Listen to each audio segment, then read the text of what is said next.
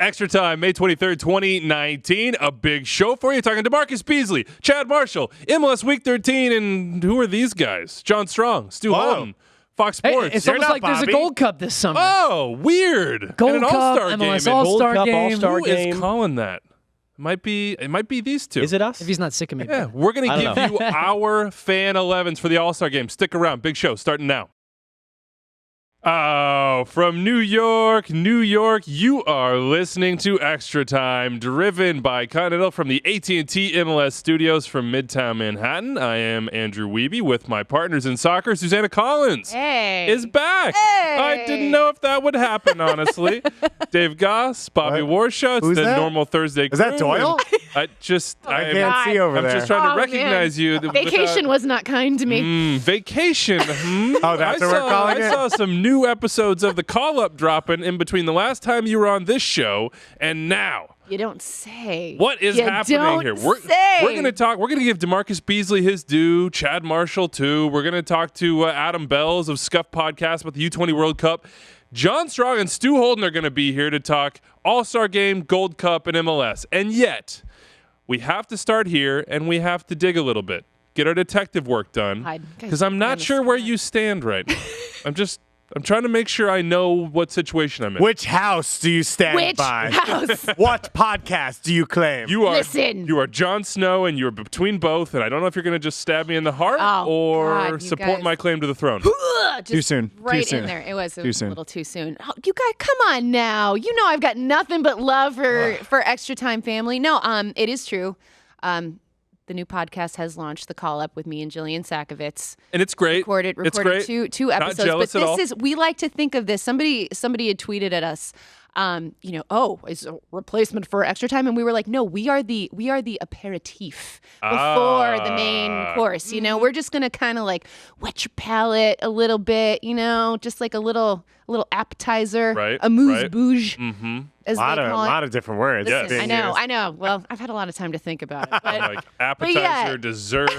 Okay, we're meat and potatoes, I guess. no, That's a fair description. No, you guys are absolutely 100% the main course. But it's just, it's just kind of, honestly, it is, you called it like MLS happy hour, and that's kind of what it is. It's basically how Jill and I chat with each other, like when we It's meet up for drinks about all our experiences. Wildly entertaining. So we don't kind of like do the deep dive into tactics and all that. It's more like, oh my God, did you see Tito Villaba's quads?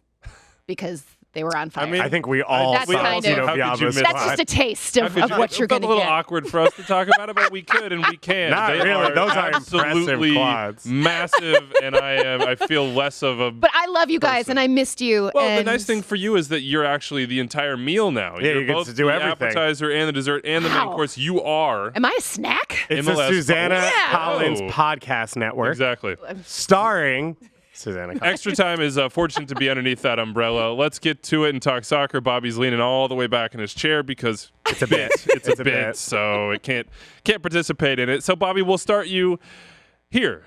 Two legends walking away. One of them now, Chad Marshall, leaving the game entirely in the middle of the season here. He's been listed on the club's injury report for a long time with that right knee inflammation. His final pro match ends up being at Minnesota on May 4th. We'll get to DaMarcus Beasley in just 1 second, but I read your column on Chad Marshall's retirement on the site, and I should have known this, but I didn't, that Chad Marshall was perhaps the inspiration for the biggest decision that you'll ever make in your life, and that was attending the University of Stanford. Not Stanford. Yeah, it's not The University of Stanford. That's why Wiebe would never get Stanford into College. Stanford. Bobby's ready to just bolt. The City College of Stanford. Oh, man. Oh, What school did you go to? boy. Wichita? Stanford Never heard of Community it? College. He is. No, Chad Marshall is. It was 2002. He was playing for Stanford. In the Final Four, they played UCLA. In the final, he was in center back pairing with Taylor Graham. To his left was Todd Dunavant, a fantastic college defense, to say the least. And Chad Marshall was the best player on the field. And we know how Chad goes about the game. It looks so easy for him. And when he was 18, it was even more so. He looked like he was dominating people who were 2, 3, 4 years older than him. And he was barely sweating doing it. And then the announcer pulls a line. And Chad Marshall had been a star for the U17 national team, for the U20 national team. He could have gone anywhere in the country, probably could have turned pro. and the play-by-play announcer says Chad Marshall picked Stanford because he wanted to push himself to be the best soccer player in the country, but he also wanted to push himself to go to one of the best academic schools in the country. And in that moment, 13-year-old kid sitting on my parents' living room floor looking up at ESPN, I said, I want to be Chad Marshall. I want to be that guy. And then you ran through a wall. I did. And the parents had to do a lot of drywall work after that. Something like that, yes. Chad Marshall is the only 3-time MLS Defender of the Year, 2008, 2009, 2014. He's second all-time. He finishes this way in games played by a field player in Major League Soccer. He's second all-time in minutes. He's won 2 MLS Cups. He's been a 4-time All-Star, a 4-time Best 11, a 4-time Shield winner. He is an absolute legend. And on the last show, we get to talk to another one, which was Chris Wondolowski. But these are two guys who helped build, maybe not necessarily the foundation, but they raised the house, so to speak. The league had started, but it was still finding its place, and these guys became legends. They became legends in San Jose and in Columbus and then in Seattle. I mean, Chad Marshall, I don't know what to say about him that hasn't already been said, but he's also kind of a quiet star, kind of like Wando, at least in the public eye, but he's just a player that should be and will be remembered throughout MLS history, and we'll get to in a second, might have something named after him. I think absolutely. I mean, it's when you look at all the accolades, I think it was it Herc Gomez that tweeted out, just name the award after him, which would certainly be deserved. But the thing that has struck me since this announcement is the response from his teammates, the other teams, the respect that this guy has garnered amongst the league. I mean, that to me speaks so volumes about not only the kind of player he is, because he is certainly respected as a player, but just the kind of locker room guy that he is, and people tweeting out these funny anecdotes about, you know, how just kind of what a goofball he was in the locker room, and he kept everything light. I mean, he was all business on the field, but he knew the importance of keeping that locker room together and cohesive, and everybody loved playing with him. And when you look at his legacy, I think that is something that's going to stand out as well as all of the accolades and trophies that he's won. But it's just, he's the type of leader. And I think being a center back, like you look to that guy, you look to that big guy back there, and he was kind of perfect. He was just that perfect position player. And it's just so evident how much people are going to miss him. Dave, how many yellow cards did you have in your most recent men's league season? Probably 2 or 3. 2 or 3? Per game. Yeah, but per game. Yeah. Per game. Okay, so Chad Marshall in 16 years as a pro had 18 yellow cards. 2 red cards, one of which was rescinded. He is known as a dominant defender, and yet he does not have to use, let's say, the overly physical side of the game to get the job done.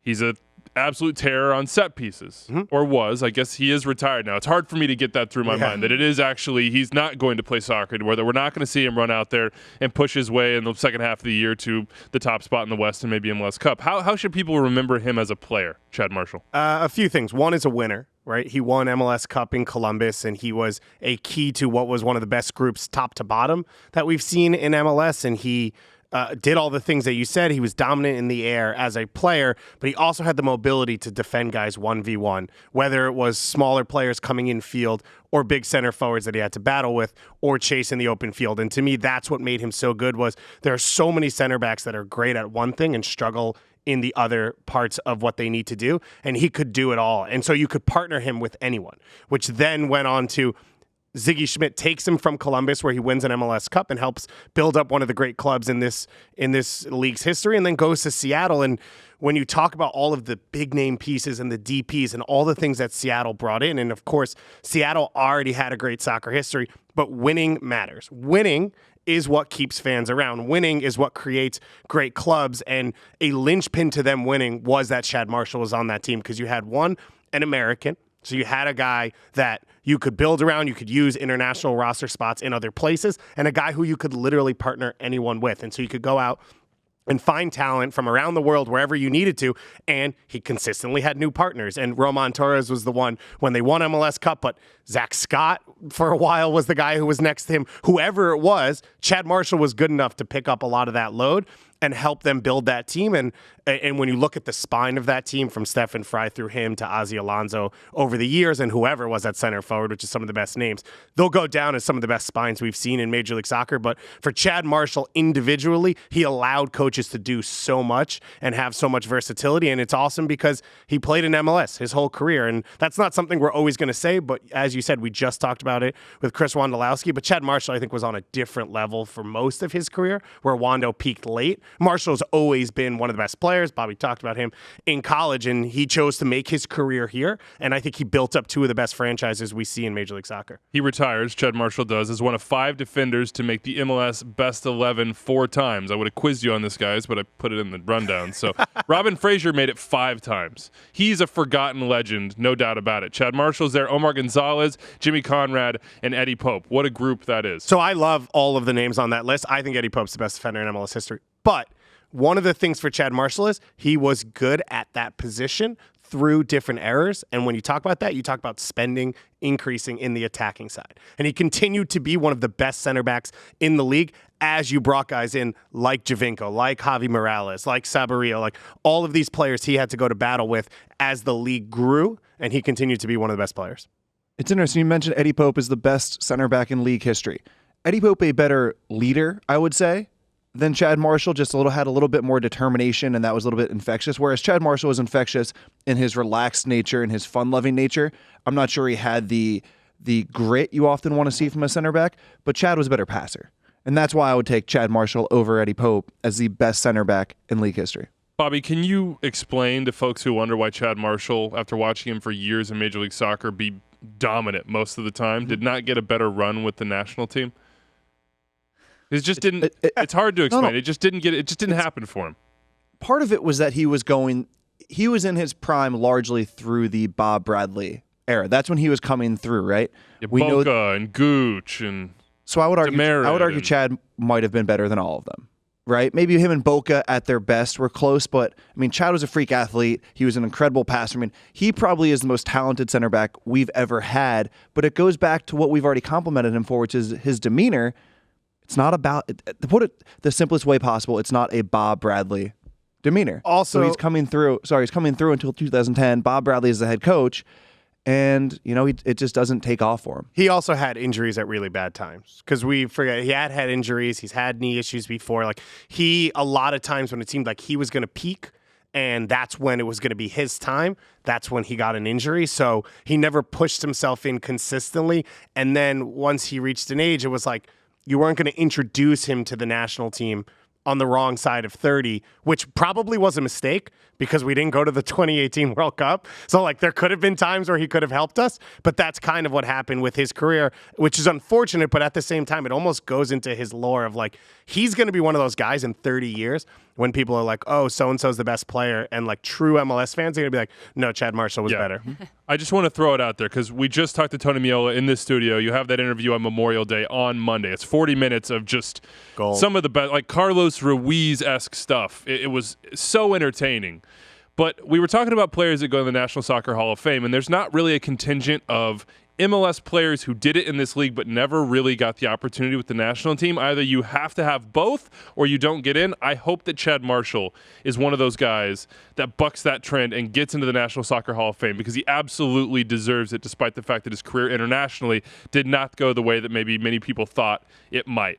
Before we get to DaMarcus Beasley, who is a first ballot, no doubter, into the National Soccer Hall of Fame, just put him in there right now, please. Make his bust. Should this thing, the Defender of the Year Award, be renamed the Chad Marshall Defender of the Year Award? We have the Landon Donovan MLS MVP. Aaron Long won the Defender of the Year Award last year and immediately tweeted out that he's very happy to win the Chad Marshall Defender of the Year Award. Should this happen? All those who are in favor say aye. Aye. I'm going to say aye. Whoa, table split. No, my answer is that I personally don't care, so I abstain.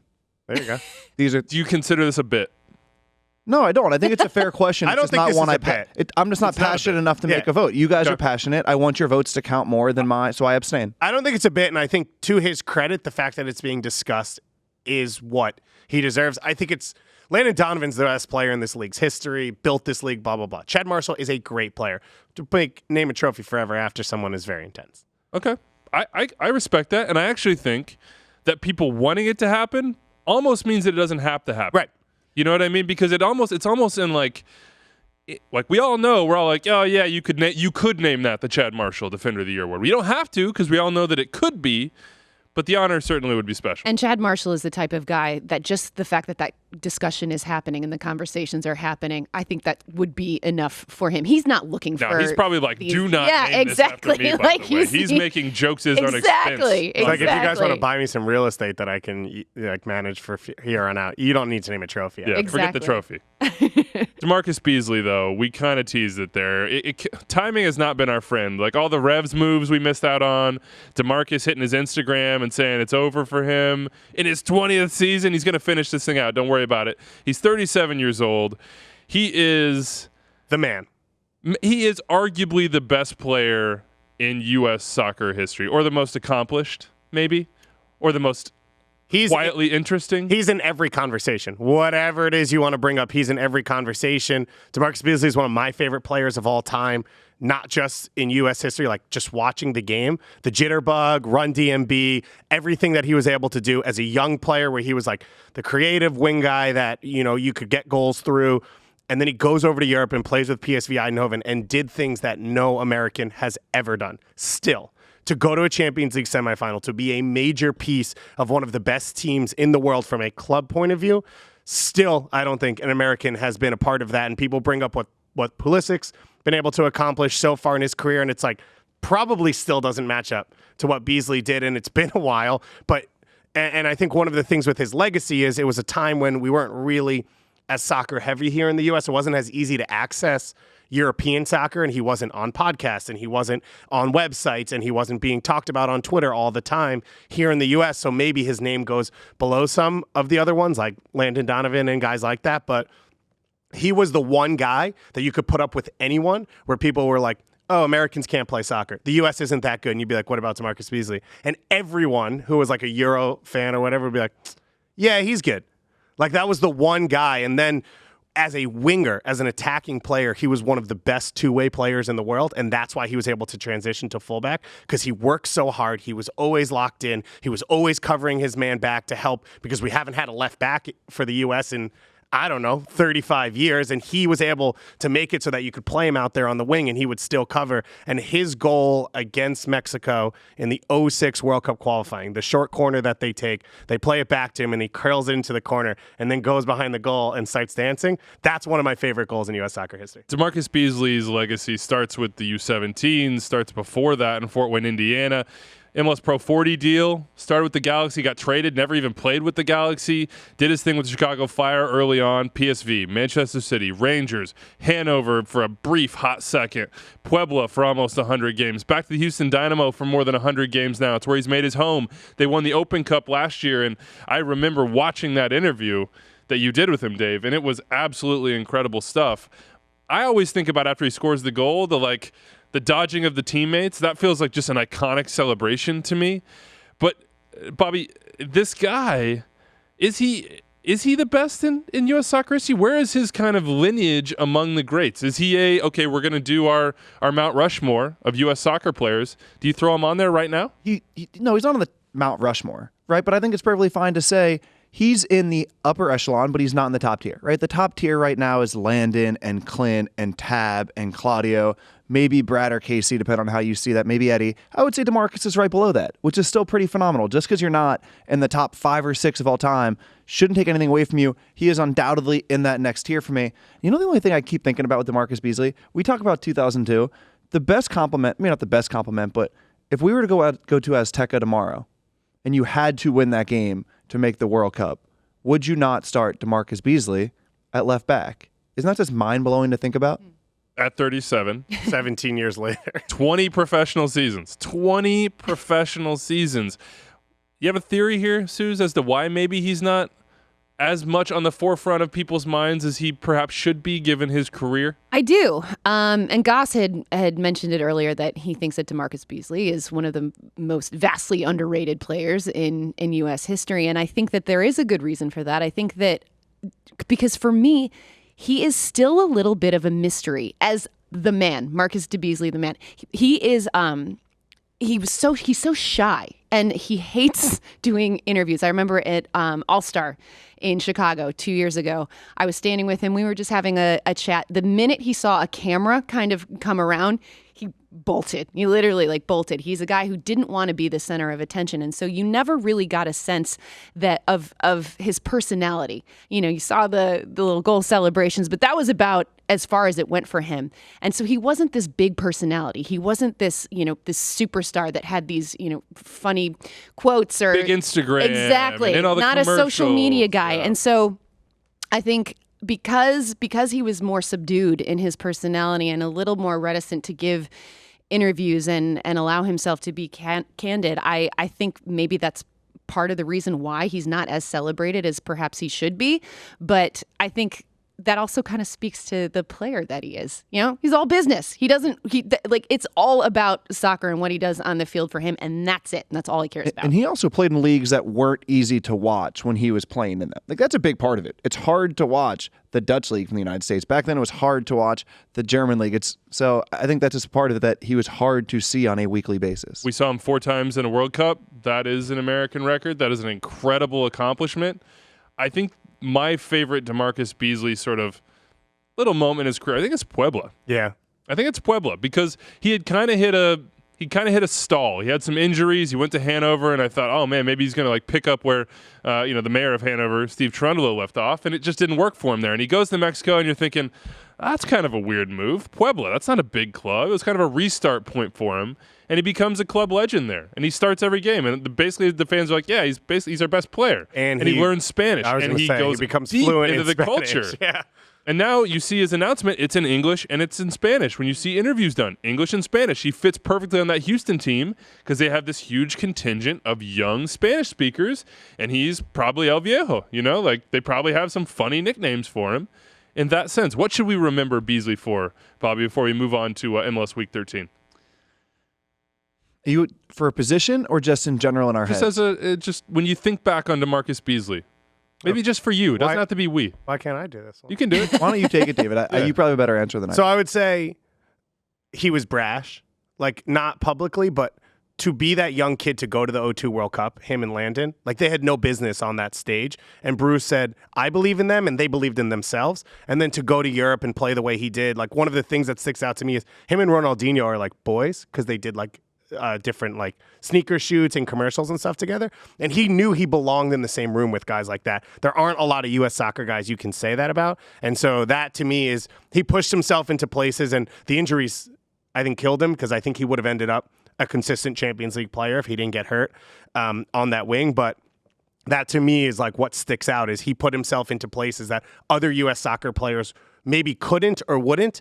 And I think we saw what Josie Altidore tweeted right after he made the announcement. It gave a pathway to other young American players to say, yes, I belong on the national team, and U.S. players like me belong in the conversation of the best players in the world. And so that, to me, is kind of part of his legacy. Congratulations to Chad Marshall, who is walking away now. He's played his last game. We have the honor of watching DaMarcus Beasley for one more season in Major League Soccer. The Houston Dynamo playing really well. DaMarcus Beasley is a big part of it. It's going to be great to watch him week to week and see how people celebrate the man and his career. Let's talk MLS Week 13. The Red Bulls drew 2-2 on Wednesday night at Red Bull Arena against the Vancouver Whitecaps, who just keep piling up results, even though it's not always pretty. But the real highlight of the week, at least for folks like us on the Red Bulls side, were these quotes from Chris Armas. He went in. We won the Supporter Shield last year. No one really expected that. I mean, who does? No one talked about it really. Again, and I'm revisiting this because when we start the year and things don't go our way early on, it's who are the Red Bulls? What's wrong?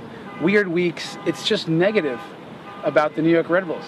But it just seems, to be honest with you, that people don't talk about the good things that the New York Red Bulls do and only attack in tougher times. We skip over the Columbus series in the playoffs last year. We go right to the game, we fall apart in Atlanta. It's just negative. Just negative, says Chris Armas as a horn honks repeatedly in the background. His takes were so powerful that the vibrations set off a car alarm. Look, I think that we were probably overly negative at the beginning of the year, maybe, but the results weren't there. and the expectations are always there for these Red Bulls. Is Chris Armas right? And I'm not saying he's talking only to us, but certainly we've talked a lot about the Red Bulls. So 3 points on this, Andrew. The first is that people are attracted to stories. They talk about things that are new and interesting. And a compliment to Chris Armas is that when the Red Bulls don't win, that is interesting. That is more newsworthy than when they do win over the last 4 or 5 years. So part of this, if this is what he feels and if it is true, to me is very much a compliment to the Red Bulls. 2 is that I'm actually not sure it's true. It feels like when the Red Bulls are crushing teams, we talk about how and why they crush teams. And this is just a case of athletes and coaches and people in general remembering negative things and critiques more than they remember the positive. And 3, I don't remember what 3 was. I was too interested in 2. I'll tell you you wrote a piece on Friday, and then you asked me what I thought about the Red Bulls, and I sent you something that you didn't use. So I can use it now. Yeah, I'm not Doyle. So I can use it now, which is that, to me, Tyler Adams was a huge loss. They don't have BWP. They don't have Aaron Long, but Tyler Adams was a massive loss. Christian Caceres is the replacement for him, and until I see them in a run of games with him and a few other guys that they've been missing, Long being one of them, I'm not going to panic about this team. But as Bobby said, based on the expectations they've created, and Sean Davis said on Sunday, it's been a low time for us, and they've won 4 of 5. But he even feels that because of the expectations they've created, and you could say it's unfortunate for Chris Armas, but the reality of it is he gets to work with a great club, he gets to work with a great team, and those expectations exist. He knows that, and he's fine with that. But until I see that group together, I'm not panicking about them as a team in Major League Soccer. This is what happens when you win the Supporters Shield and set a points record, you know? And it's also what happens when you've never won MLS Cup and you're expected to do so. Or that was number 3. Get there. That was number 3. That's part of it, is that you're within a club where the ecosystem's just different. If you're the head coach of the Colorado Rapids right now and you make the playoffs, you're a miracle worker. And everybody's win a game. Everybody's like, whoa, what a genius this guy is. Like, oh, boy, but you're the head coach of the New York Red Bulls. You have different expectations, and people are going to judge you in different ways. And, you know, when I said I think that maybe we were a little bit overly negative, I think it goes back to what you said, Bobby, is that we saw a storyline because everybody expected them to be good, and we had to dig into it. Why is this happening? Don't lump me in with you. I was the one that was not overly negative at this table. Don't bring me into whatever. I loved Bobby's point. I loved Bobby's first point because when they're not doing well, it's puzzling. And so you want to figure it out. You're like, well, what is going on? And then, yes, you do start to harp on the negative things because you're trying to figure out why it's not working for a team that has made it work for so long. And so for Chris Armas and anybody in that position, I'm sure it comes across as, why are you picking on us? You know, like what's going on? But it ultimately, to Bobby's point, it is a positive thing because you have created this club and this team that where the expectations are so high, people expect you to win, that when you don't, it's just it's why? A topic of conversation, and 100%. people want to talk about it, including people like us. Now, that 2-2 draw was not the result that they wanted. A lot of rotation here. There was an MLS outing. I am, as we've discussed, a father, so I could not attend. Anybody there? Anybody have a feel for that draw? I mean, it's a good result for the Whitecaps, who had a lot of travel issues leading up to it. Yeah, they played really well in the second half. It was a positive moment. Ardai is one of the best games he's played. They did it without Inbaum in the starting lineup, as well as without Freddie Montero. In the starting lineup, Daniel Henry's been one of their best defenders. He's out as well. But on the New York side, Fernandez and Caceres together is fun to watch, and it's different than anything we've seen the Red Bulls roll out there over the last few years. So, Chris, just give me more of it. I just need a little bit more of that deal. So you're saying Sean Davis should not start? No, I think Fernandez should start on one of the wings. And so it should be Caceres, Davis with Kaku in front of them, Roy on one side, Fernandez on the other. Andrew, that means no Muil. What happens? I get a lot of Twitter messages. That's what happens. Brian White got another goal. Yep. We didn't talk about him as players who could break the all-time MLS goal-scoring record, but that might be the type, right? Like, probably going to be in MLS, maybe finds the right situation, just starts banging them in. I mean, he's a Wando-esque flick there. Will Bruin-esque is what's going to be. That's actually, that's a good one. All right, before we get to Adam Belz of the Scuffed Podcast to preview the U20 World Cup, which Dave is literally watching right now. Been watching. I thought they couldn't see my computer. I'm shocked that you were making the salient points that you were making. Throwing him under the bus. Well, I mean, I'm glancing every. For anyone out there thinking if they want to watch it or not, my one point would be at that age, U20, they are playing basically a professional game. It's a high-level game, so it's enjoyable to watch. So I would throw that out there to anyone considering if they're going to tune in or not. You should watch the U.S. games, of course, but you should also watch other games. We will preview that tournament in just 1 second before we leave MLS Week 13. And Bobby's so mad at me for making there are 3 games on Friday. Viernes de Football ×3. The first two on Unimas and Twitter, Orlando, LA, RSL Atlanta, then LAFC Montreal. Then the rest of the weekend rolls on. You can get everything at MLSsoccer.com. We're just doing our game of the week and why this week. So we have so much else to cover. Who wants to start here? I'll go. Okay. I'll take the Chicago Fire hosting NYCFC because please, someone tell me who the best team in the Eastern Conference is right now. And we can say it's probably Philadelphia. But I would dare you, for as much as you think Philadelphia is a very good team, to raise your hand if you feel that confident that they are the team to beat. Not necessarily just the team that is playing the best, but the team to beat. And those are two very different things, right? Yeah. So would you raise your hand? That's Philadelphia. And then please tell me why it can't be the Chicago Fire. Oh, I thought you were going NYCFC. I did too. I was going the other direction. No. Is this or the NYCFC. Fire team that lost to San Jose 4-1 this weekend? Or NYCFC. I'm not saying the Fire are in the same. Whereas the Philadelphia are very consistent, right? I'm not saying that the Fire are going to finish first in the East. I'm saying who is the best team in the Eastern Conference, and you know that distinction is important. It's not the Fire. That could change. That could change. But if I was going to bet come October who's ahead and who's leading the Eastern Conference, who has a better chance in the playoffs, I would probably lean toward NYCFC. I said this a couple weeks ago. I still don't think that there's a team in the East that if everyone is playing their best, if they're in their best form, that is better than the Chicago Fire. I just think defensively they're not close right now. And so, yeah, they're not. Also, Nemanja Nikolic is... That's a worrisome. It's a good thing that he's getting big chances. It's a bad thing that he's missing a lot of easy ones. Maybe they'll even out. This is a good game, though. Yips or slump?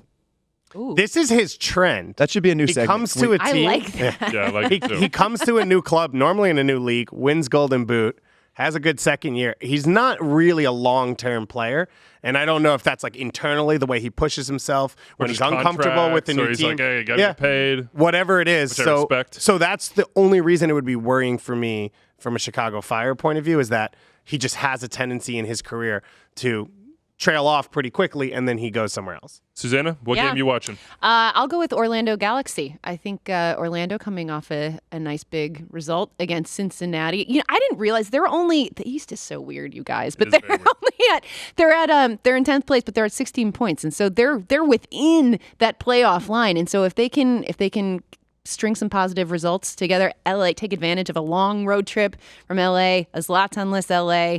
They're kind of scuffling right now. It could be one of those a couple of matches in a row for Orlando to turn it around. Yeah, good starting point here. LA without Zlatan. Yeah. They lost. They gave the Colorado Rapids their first win. David, did you see how the Galaxy played last game? Yes.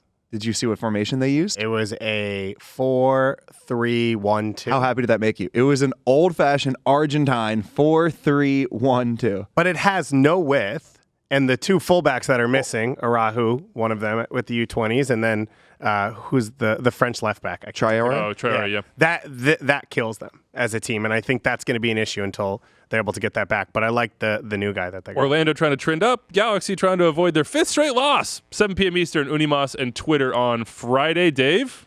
What you my watching? game. Yeah. I'm watching Mexico, Italy U20 World Cup game right now. I think mine's easy. Philly, Portland. You mentioned Philly. They're the best team in the East. I thought Brendan Aronson turned a little bit of a corner in the last game. The final product wasn't there, but the idea from him of he can be a finisher and how aggressive he was about crossing and taking shooting opportunities, which I thought he'd hit a little bit of a wall on. That's really positive to see from them. And then on the flip side for Portland, this is the last game of this road streak. And it started poorly. It's gotten a lot better. Now they bring in their DP and Brian Fernandez. It's like kind of one final, I wouldn't say dry run, but for Gio kind of to figure out what his team will look like when he opens up at Providence Park. Where do you play Brian Fernandez?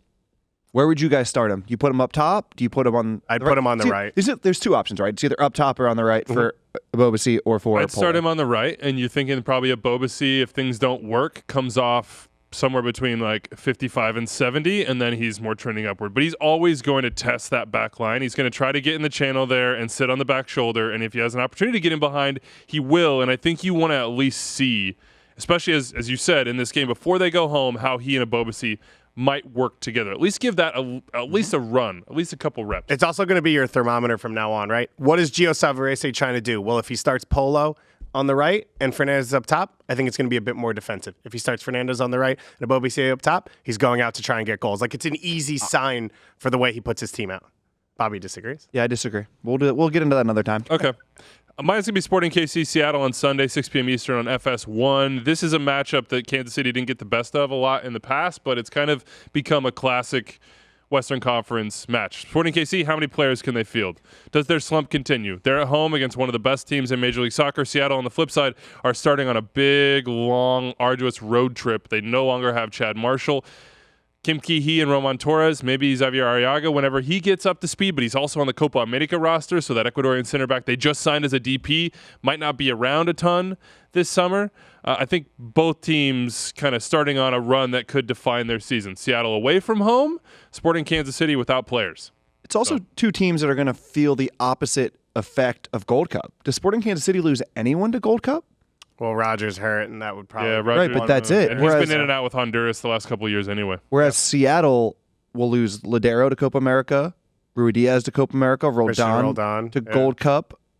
Is it just those? Jordy DeLam. Could Jovan Jones be going? Potentially Jordan Morris. But anyway, that's their spine of their team. Serious. So I just want to, while the Sounders have been fine lately and KC have been struggling, that's something to think about with the trajectory of these two teams over the next month and a half. Also, I'll be at this game, so if you have any recommendations of what to do around Kansas City before the game, mainly around the stadium as well, let me know. At Empire Goss. Yep, that's where you can find All me. right, Gold Cup coming this summer, Women's World Cup coming this summer, Copa America coming this summer, all the African finals. Nations Cup in Egypt. All the finals of those first three on the same day. The U20 World Cup, as you now know, because Dave's watching it right now, has already kicked off. The U.S. play on Friday at 2:30 p.m. Eastern, get their tournament started against Ukraine on FS1 for a deep dive. Like, go to the center of the earth on this. The Scuffed Podcast, hosted by Adam Belz. It is incredible. Interviews with players, all the analysis. He is on the line now to give us our quick preview. Adam, what's up, man? What's up, Andrew? Thanks for having me. Absolutely. And let's just get started. Can this team win the tournament? Is it possible? They could. I think it's in the realm of possibility. I don't think they probably will, though. Despite this being probably the strongest U20 World Cup roster in U.S. history, we're still talking about a group with somewhere around 10 appearances in the top 5 leagues in Europe. The France U20s have more than 300. Portugal is stacked. Italy is taking it to Mexico right now. They're up 1-0 early in the first half. The bookies are pegging one of France or Portugal to win it all, and Argentina, Uruguay, and Colombia are all favored ahead of the U.S. too. But, anything can happen. Anything can happen. That's the right attitude to have. There's no Jurgen Klinsmann moment here. Tab Ramos has said, at least to Paxton Pomyklos, he told us, we believe we can. You should think about it in those terms. So what's Tab's biggest decision as a head coach leading into this tournament? I think his biggest decision is how to set up the midfield. A lot of people think they're going to play Chris Durkin, Paxton Pomyklos, and Alex Mendez as the 3 midfielders, but I'm not sure that's going to happen. And there are several other options, several permutations that could work. Richie Ledesma is a nice player. Brandon Cervania played really well in qualifying, and Edwin Cerrillo has come out of nowhere at FC Dallas. You guys know all about him. He's played really well for Dallas, and he worked his way into this team as kind of another holding midfielder option. So that's the biggest decision in my mind. For the fans who are listening to this, and this is their sole knowledge on the U20, so they're not deep on it yet, who's the player a la Tyler Adams or Josh Sargent in the last U20 World Cup who's going to blow up and be a name in U.S. soccer circles?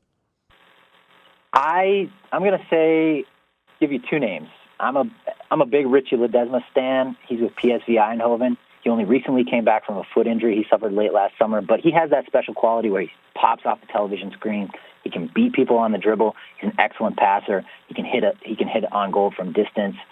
I think he may be popping pretty soon.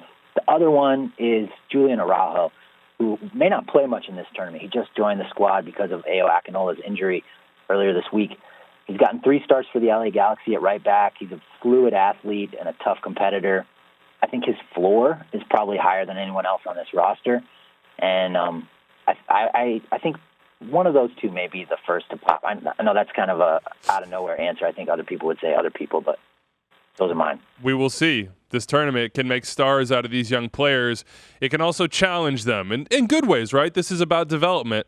What is the biggest challenge for this team? Where are they maybe the weakest? Where will other teams try to, pick at them? Well, my understanding is that all three teams we face in the group are going to concede possession, or at least concede the possession battle to us. That's how Ukraine is built, in my understanding, in particular. So I think the biggest challenge is going to be defending the counter. All these teams are going to try to hit us on the counter, and it's going to be about how well do we press to limit opportunities to play balls into space after we turn the ball over, and then how well are our center backs and our holding midfielder, whether that's Durkin or Surreal or some combination, how well do they track down counters and snuff them out? I feel pretty good about it, but one mistake could change the course of the tournament. You mentioned center backs. Mark McKenzie has not really been playing for the Philadelphia Union between injury and form, and Jack Elliott being the first choice. Well, he's the captain. Is that the biggest question mark for them, his form in this tournament? Because that is a crucial role for him to play with very little to lean on in the last couple months. Yeah, I think it is the biggest question mark, whether he is sharp or not. Apparently, Tab has full confidence in his sharpness. Otherwise, I don't think he'd make him the captain. But like you said, he's coming off an appendectomy. He hasn't played much at all for Philly this season. His sharpness is going to be really important. I think Richards is going to be plenty sharp. He's been forged in the crucible of the U19 Bundesliga over the last few months. He's playing well, but McKenzie's sharpness is crucial because both of them need to be locked in. I'd say the other big question mark is who's going to put the ball in the back of the net. We got big goals from Alex Mendez in CONCACAF qualifying, 2 goals in the win over Mexico in the final. But we probably are going to need a 9 to rise to the occasion. Sebastian Soto struggled some in that tournament. Justin Rennicks played really well in that tournament, but he hasn't been super healthy for the Revolution this season. Maybe Timmy Weah plays the 9. That could happen. But we need a striker to rise to the occasion. Got to have goals. Follow the Scuffed Podcast. Go get it wherever you download podcasts, wherever you're listening to Extra Time right now. Follow Adam Belz on Twitter. It's his last name and his name spelled backwards. I always think of it as Leb Demata. That's how I think of it, Adam. So that's a little hard to find for people, but the Scuffed Podcast is where you should head. Before we let you go, quick predictions. How far does this team get? I'm gonna say happily we'll go to the semifinals. If we win the group, the path to the semifinals is very realistic. I won't get into all the complicated machinations, but if we win the group, I think we can make the semifinals. If we get second in the group, we face France in the round of 16. Bring on the challenge, but from a pragmatic point of view, that's not the best way to get to the semifinal. First game of the group matters a lot. 2:30 p.m. Eastern time on Friday against Ukraine. FS1 is where you can watch that. Scuff Podcast is where you can go very deep on all these topics and all of these players. Adam, thank you so much for joining us, man. Thanks, guys.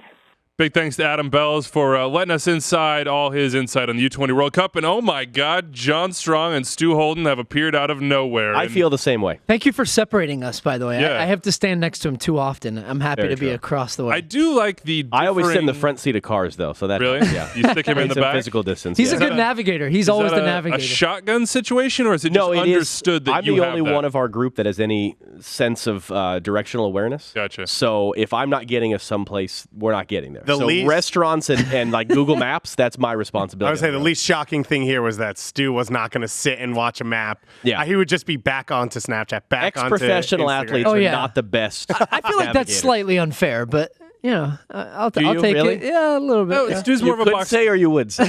More of a box-to-box guy in the car. He's doing it all. He can't focus on one thing. I and have to be everything doing there. Instagram stories for Yeah. us. You Yeah. know? He and fair. Katie are the children in the back seat making, sophomoric humor, and I'm up front with Dad actually doing the driving. It looks fun. Not gonna lie. Also, this dichotomy of dress is fun to Yeah. me. Yeah, I got the John, florals very going. classic, very I think buttoned down. dichotomy is a good way to describe Stu at any given time. Actually, that's fair. I'll take it. So I feel overdressed here. People see, Yeah. it's t-shirts. Clearly, Yes. Weebe feels that you guys are All right, here we overdressed go. as well. Yeah. Let's get Take it off. crazy. Take it off. Yeah, let's go. All right. Look, you see Let's them go. on Fox Sports, FS1 all the time, doing MLS, doing other things. Of Man, course, Stu, that shirt is exploding on camera right now. Anyone who's not watching on YouTube, That's what go I'm on here for. YouTube. Yeah. Can we turn the iris down on that camera? I feel like Don't go to the one one shot. Just do us a favor there. The All-Star Game. You guys have that, the AT&T All-Star Game this year, 2019. You can head to MLSsoccer.com/vote to pick your Fan 11 presented by Target. And I actually think it's a fan... Is it 11 players? I don't think so. You were the one who came in ready to host my this, math Wiebe. isn't great, and it is 11 players. I literally just did my vote, so I guess we're revealing ours. Yeah, it's actually 11. Yeah, there are 11 there. There are 11. Sometimes but it's not the starting lineup, though, necessarily. And it comes in a 3-4-3 formation for anyone. I out think there that's the who's hardest gonna thing with the complain. best 11 in the All-Star Game is trying to, what exactly formation are we? Well, the just format. here's 11 Also, fun players. I kind of wish Bobby was in here because to stick up for the defenders. Why do the defenders always get 3? There's no That's what I'm outside saying. backs. That's why there's no Yeah, outside it's just backs. 3 defenders. Your balance is all off. I put an outside back on my team. I'm You have actually one? outside back heavy. I've got 2. Wow. I think it's a weak really time right now for crazy. center backs in Major League Soccer. I think the fullback is Who actually you got? not a weak position. Walk us through your 11, please. Okay, in goal, I have Evan Bush of the Montreal Impact. They've had a strong start to the year. He's Nacho Piatti's consistently not been a underrated. part of it. Always a leader in saves. Doesn't get the attention because he's in Montreal. Boom. John Strong agrees with me, so I feel good about I'm it. not saying I agree with you. I'm just saying that he's perpetually He's underrated. helping you make a case. Yeah. This is one of my least favorite things to do of the year. So first, for every fan out there, when you complain, I agree with you. Whatever it is you're saying that's wrong about my team that you would change, I agree with you. Do you want to go your goalkeeper or am I going my whole I got team? Bill Hamid here. Wow. Stephen Fry is, I think, who I put in the column that I wrote a couple weeks ago. But, with the wins, opinions change. Bill Hamid, because I think he provides, the shot stopping, but also the entertainment value, which an All-Star game needs. I would not disagree with that. Yeah. It needs it. And he's had the best numbers in the Why? league Because you can coming just back see in him August. squaring up with Griezmann or something. Well, no, Griezmann not might with not even be Griezmann. there, actually, yeah. Exactly. No, There you with go. Diego Simeone. That's That the too. dream. Yeah, Diego Costa as well. Those two bellowing at We're each going other. to run back that's to the dream. 2014 All-Star Game in Portland between Bayern and I want Stephen Fry in I'm there for that, You know, actually. John, I think it was something we sat down with Stephen Fry at one point, and he said, "I'm just giving up on these awards because he felt like he had his Goalkeeper best of the year. year. He was furious ever he did last not win year. Goalkeeper of the Year, and he Yeah. said, I'm never going to make it a big deal for me again. But I think he was an all-star last year. Yeah, but for him, it was he wanted to win the Goalkeeper of the Year award, and he was runner-up to Steph. Yeah, and Even I think though the numbers John had all the expected goals and support everything Fry against it. Yeah. I mean, with it, yeah. My ballot had Stephen Fry there. So I don't feel But go bad back about to going, Fry, I man. don't feel bad about going succumb Bill to Hamid pressure here and go because Bill I- Hamid because he said he's the best goalkeeper in U.S. soccer. Fair. Look, we'll have Okay. Fry go. Fry can start. Bill will back him up, and we'll probably get better quotes that way. Who's on your back line? I think we have one agreement here. So Walker Zimmerman, Yep, I have Walker. part of the center back, part of the best team in the league. Simon leaves as they come into the league, and he's held everything together. I think Eddie Segura has been very good, so I wouldn't complain if you went either way. But Zimmerman now a year and a half in Go that Zimmerman. system. And Goes he with also is entertainment value because he has a big personality. Yeah, the Zimmerman thing I think is one of Bob's savviest moves in Thornton and LAFC, keeping him because they almost played a game of chicken of saying, hey, go to didn't Europe. almost, they did. They I did. mean, They yeah. played a game of chicken and said, you go to Europe. And he came back. They signed him at a number that fit under their butt. And he has bought in completely. And the level he has gone up, even with Greg Berhalter and in the U.S. camp. Let's think, I think there's he a could be a group starter of for those this team in guys, the Gold Cup. especially with John Brooks injured. There's a group of those sort of center backs that it's like, who's going to stick their neck Yeah. up? Who's going to take the next little thing forward? There's a bunch of guys that are right in that conversation that Walker, I think, and helps that he's on a really good team to do that. I got Jack Elliott. I have 2 center backs. I went Jack Elliott because I kind of felt like he probably wasn't going to get the love from a lot of people. Didn't got the the union contract. just announce it? Yeah. They just Yeah, announced he got it. Who cares about love? Yeah. When you got money. Yeah, cash money. And Cash Philly's money. going to be the team in this All-Star game that it's not a high-profile team, so they're naturally going to not get as many picks, but they're going to be probably still riding first in the East or close to it. So that's going to be the team come All-Star time that people are going to get most bent out of shape about, that they don't have enough guys in there. For They don't have the attackers either. Is It's it- not like the one attacker. Oh, he really leads the line. It's by committee. Did anybody go with Huan right back for Bobby did. Bobby. Bobby? Did I love watching that. You're game. all on Team Warshaw today. You brought him up twice. He's not even in this segment. mostly because he roasted Charlie Just 'cause Davies he's on the show standing the other right day. over Charlie, there. yeah, you got roasted, man. Bobby's over there with just a packet of ones, just like, hey, No, but, come on. even Tips for you if you bring me up. That guy is, I mean, his speed, but even when he gets in those spots, his ability to pick a pass, the goals that he set up for Nani, even against Atlanta United, the game that we did, John, in Atlanta, I was thinking, man, this guy's a difference maker. He was active. He was creating the chances. really They good. just weren't finished. Yeah, big fan of him. Metnair, for me, is my outside back. we talked about this before he came on. It could fall off for him, just as it could fall off for But Minnesota. It's been a great start, and they're loving him there. Yeah, They're absolutely all loving him. action, back and forth. I go back to it. It's an all-star game. Please entertain me. I think McNair would do that. Nobody with Miles Robinson? He's not on the ballot. So he's not on the ballot. He's not he on was the ballot. my He's big one, chosen. where I was like, okay, yeah, I feel comfortable But he putting can him be in a there. coach's pick, though. So That might be. We'll get to that part of it. Mm-hmm. By midfield, Mark Anthony K. Oh, so we're just skipping Yeah. over the rest of the teams? Well, yeah, I mean, you have. Oh, you we want have- we Kelvin? have- You want to get your Kelvin Leardom Yeah, shot? I want to get Go ahead. Leardam and Reggie Cannon. Shout out the Americans. Reggie Cannon doing a solid job, better in his second year than his first year.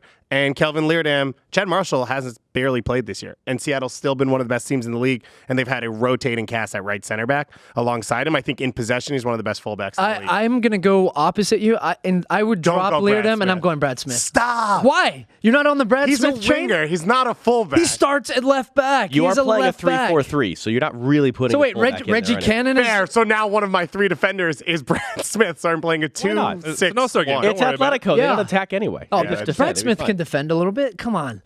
Okay. I mean, that guy. His But we also don't know if he's crossing, going to be in the league by the passing- time of the All-Star game. That's true too. He might be back very to, fair. to Yeah. Bournemouth and then sold to some. Our producer says we're not getting through our lineups. Okay, fast sorry, enough. sorry. Mark Keep Anthony K, Christian Roldan, Alejandro Bedoya, Jonathan Dos Santos in the midfield for me. And I wanted to go Ladero over Roldan, but I figured Ladero would get there somehow, some way without my vote. So Nobody with Atuesta, huh?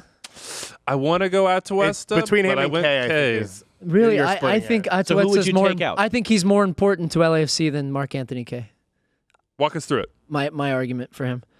Tell us why. Atuesta over Mark Yeah, Anthony why K. is he more I think important? because Mark Anthony K, if he's out of the team, I don't think you notice as much as when Atuesta's out of the team because you have Lee Wynn, Yeah. you have Horta. I mean, Horta hasn't been great. I love Mark Anthony K. I'm not arguing against him, but I'm saying I think Atuesta is a more important piece for that team. I His agree with passing, you. positional awareness, the way that So Bob when they likes lost to to play. RSL at home in the playoffs, because K had been out for 3 months by that point, would that be an example, though, of what you're saying? Yeah. If K plays in that game, I think you would Do they see advance in his the playoffs? Yeah, I do because I think he's Okay. of how good he is, but I think Atuesta is more important. But also, Atuesta going didn't against play you. in that game, I don't think, because they were still keeping his minutes down. I basically have the same midfield as you. I have Bedoya, K, Roldan. I just had Lodero. Well, you went double Sounders. So we talked about this before But we is came Lodero on. a We're only a midfielder? third into the season when we're voting and all those On the things. ballot. Yeah, that was what they chose.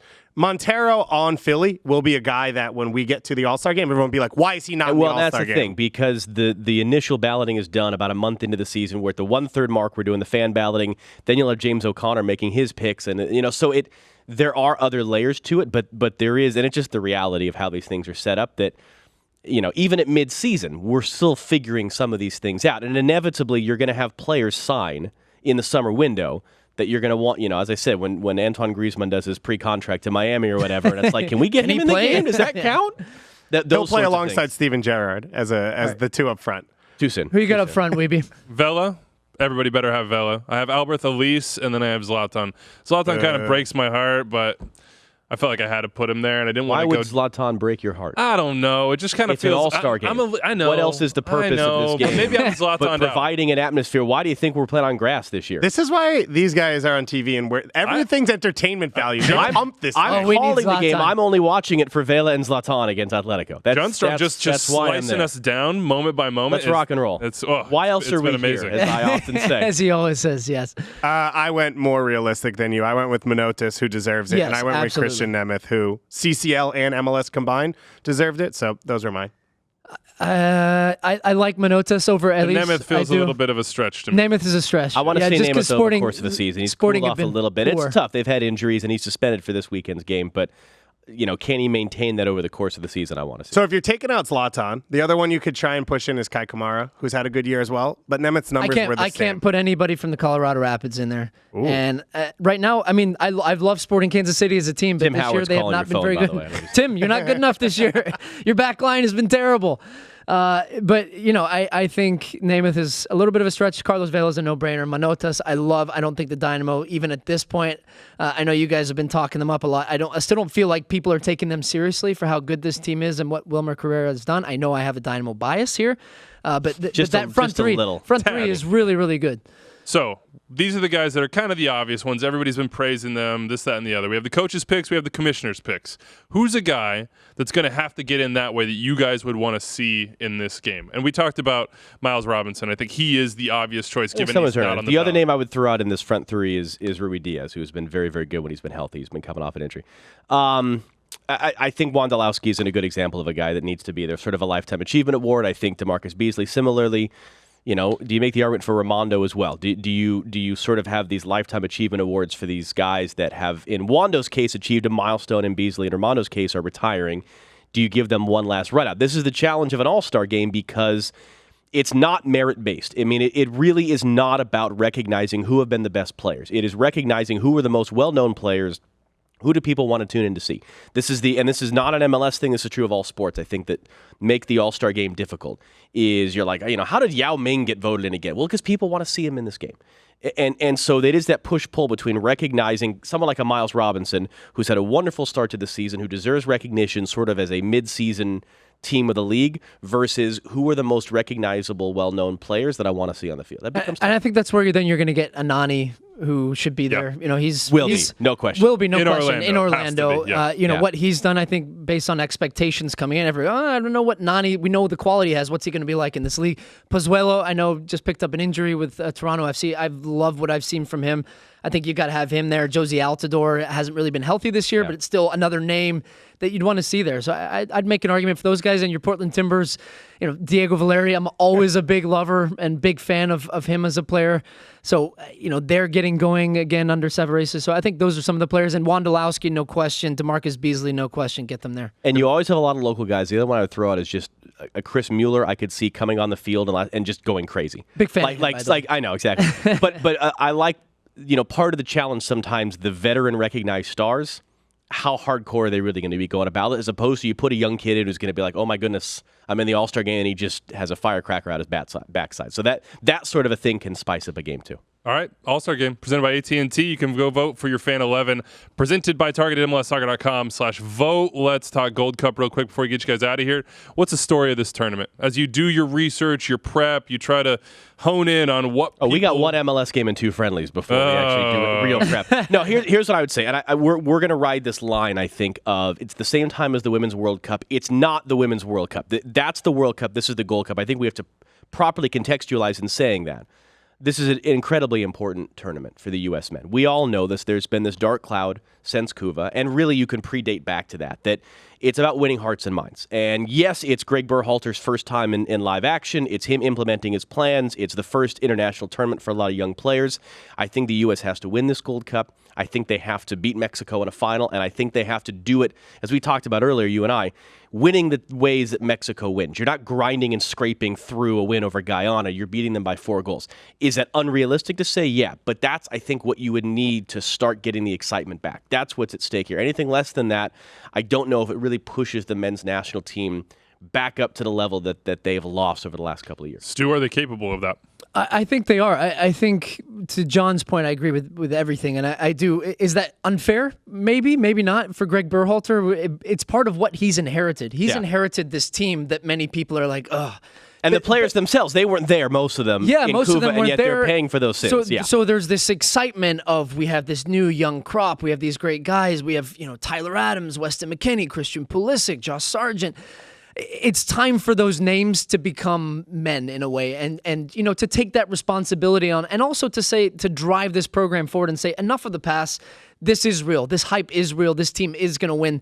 And I think it is about winning with style points. I think it is about hoping you have that matchup with Mexico and putting that away. And then also for Greg Berhalter, I think he's excited for this because, like he said, even he had this long break before he even had a competitive game. And to say, now I can really show what this style, what this identity, what this project, the culture, it's about results on the field. And that's, to me, the most important thing I'm looking for. And if I was a player, I'd be looking forward to this opportunity to finally say this is going to become our team. This is what we're building towards 2022 and beyond, and this is our first step. This is the first big step and a part of that. And Mexico potentially not having their strongest squad, I think puts more pressure on the U.S. because if you get to the final, you beat Mexico, there's going to we didn't have Hector Herrera, no Chicharito, no some of their best players. I think for the U.S. it's like this is our A group. We need to win this Gold Cup. Well, and think of it this way, too, because the women and the men are going to amplify each other and go back and forth. The idea of Sunday, July 7th, it's a cheap plug, but on Fox, the Women's World Cup final, that night on FS1, the Gold Cup final, can you imagine what Chicago's going to be like? Thousands of people in Grant Park to watch the Women's World Cup final with the U.S. hopefully in it, then come into Soldier Field that night for the Gold Cup final. The sort of boost you're going to get off of that, then when you come into those September friendlies, because you know they're going to have high-profile friendlies in September before the Nations League starts in October. The idea being that by the time those friendlies roll around in September, we're all back in, and the hype and the excitement is there. That's the opportunity that's at stake here for the U.S. We missed out today on the mailbag. 401-206-0MLS, extra time at MLSsoccer.com. Got to let these guys have their We're long-winded, sorry. Got to let them have it. The Gold Cup, All-Star Game, Paling comparison. I'm normally only by the allowed way. to shout out people's last names. Now I actually get to talk some, and it takes time. Well, hey, that's what this platform is for. You're We filling wish- Doyle's role very well. We talked to thank you. Tony Miola for like an hour earlier today. That we doesn't just sound like let Tony at him all. fly. Just let him go. You can check that one out on Monday on Memorial Day. Big thanks to John and Stu for joining us, to Adam Belz of the Scuffed Podcast. Go check him out. The U20 World Cup starting on Friday for the U.S. For Dave and I, for Bobby Warshaw, Susannah Collins, we're out of here. We'll see you on Monday, everybody.